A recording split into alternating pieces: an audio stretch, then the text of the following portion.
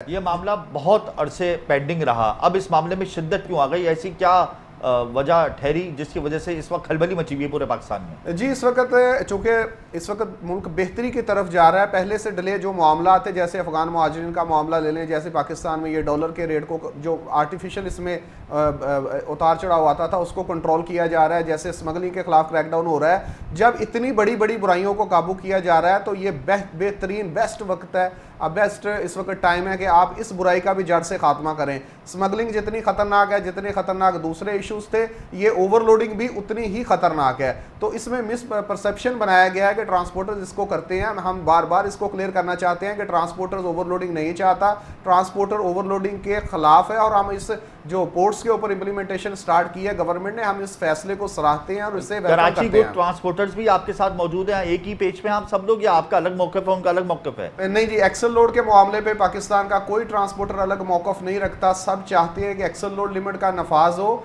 Local goods की आप बात कर रहे हैं कराची में, तो उनके कुछ मखसूस गाड़ियों को लेके कुछ तहफ़्फ़ुज़ात हैं, लेकिन वो मिल बैठ के हम उनके साथ हल कर लेंगे और हो भी चुके हैं। उनको इस चीज़ पे कोई एतराज़ नहीं है। कितनी गाड़ियाँ इस वक्त पोर्ट पे खड़ी हुई है, कब से तरसील बंद है, और कौन कौन सी अजनास जो हैं वो इस वक्त डिस्टर्ब हुई है मुल्क भर में? पिछले आज 9 दिन हो गए हैं पोर्ट्स के ऊपर 22 व्हीलर 5000 गाड़ियां जो बल्क कार्गो की तरसील करती हैं वो खड़ी हैं, वो लोडिंग नहीं कर रही। उसकी वजह से वेसल लगे हुए हैं फर्टिलाइज़र के, वो माल डिलीवर नहीं हो पा रहा। गंदम की तरसील रुकी हुई है और ये रोकने की वजह सिर्फ और सिर्फ ये है कि हम गवर्नमेंट से मुतालबा कर रहे हैं कि अपने वे स्टेशन चला दें, रोड के ऊपर मोटरवे पुलिस विजिलेंट हो जाए। जो उनको कानून ने जिम्मेदारी सौंपी है वो उस जिम्मेदारी को अदा करें, उसके बहाने तराशने की बजाय उस जिम्मेदारी को ओन करें और जो उनकी कानून रिस्पॉन्सिबिलिटी देता है उनको इन्फोर्समेंट के, उसके ऊपर पूरा उतरे। जैसे ही बंद है मुकम्मल तौर पे या सुस्त रवि का शिकार है? जी, मैं कहूँगा कि तरसील बल्क कार्गो की इस वक्त मुकम्मल तौर पे बंद है।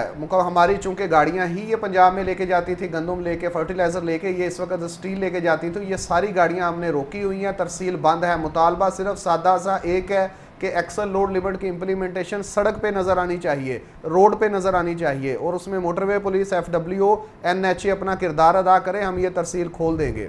इन इदारों से आप राब्ते में हैं, कोई गुड न्यूज़ आने वाली है आइंदा वाले दिनों में? जी, इन इदारों के साथ हम राब्ते में हैं। इनके हवाले से तो उम्मीद है कि हम इंशाल्लाह गुड न्यूज़ आएगी, लेकिन मैं यहाँ पे इंडस्ट्री वालों को मतनबा करना चाहता हूँ कि जो लोग ओवरलोडिंग को सपोर्ट कर रहे हैं, जो इदारे ओवरलोडिंग एक्सल लोड लिमिट की खिलाफ वर्जी कर रहे हैं, चूंकि ये कानून है और इस कानून के ऊपर इस्लामाबाद हाई कोर्ट का एक फैसला भी आ चुका है इंप्लीमेंटेशन का, तो जो इदारे हैं मैं उनको खबरदार करना चाहूँगा कि आप इससे बाज आ जाएं। हम आप माफिया को डील करने के लिए आप लोगों के खिलाफ अदालत में जाएंगे और तौहीन अदालत में आपको लेके जाएंगे। तौहीन अदालत की आप एप्लीकेशन फाइल करेंगे कोर्ट में या ऐलान कर रहे हैं? जी जी, मैं बिल्कुल कह रहा हूँ कि हम पहले भी अदालतों में जा चुके हैं, ये जानते हैं। आप फिर जाएंगे।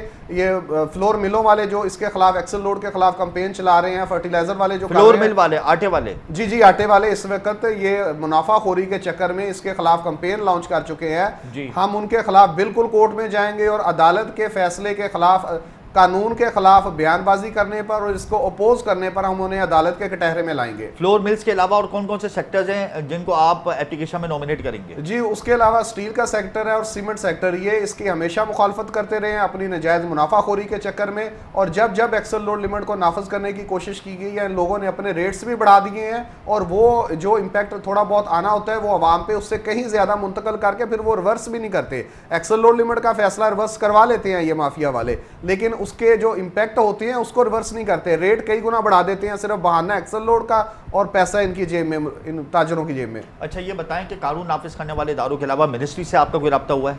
जी, मिनिस्टर शाहिद अशरफ तारड़ साहब से हम राब्ते में हैं। उन्हीं के हुक्म से पोर्ट्स पे इम्प्लीमेंटेशन स्टार्ट हुआ था। उन्होंने वाज़ेह अहकाम दिए थे मोटरवे को और NHA को, लेकिन मुझे अफसोस से कहना पड़ रहा है कि ये दोनों इदारे अपनी जिम्मेदारी उस तरीके से, उस तेज़ी से अदा नहीं कर पा रहे जिसकी ज़रूरत है।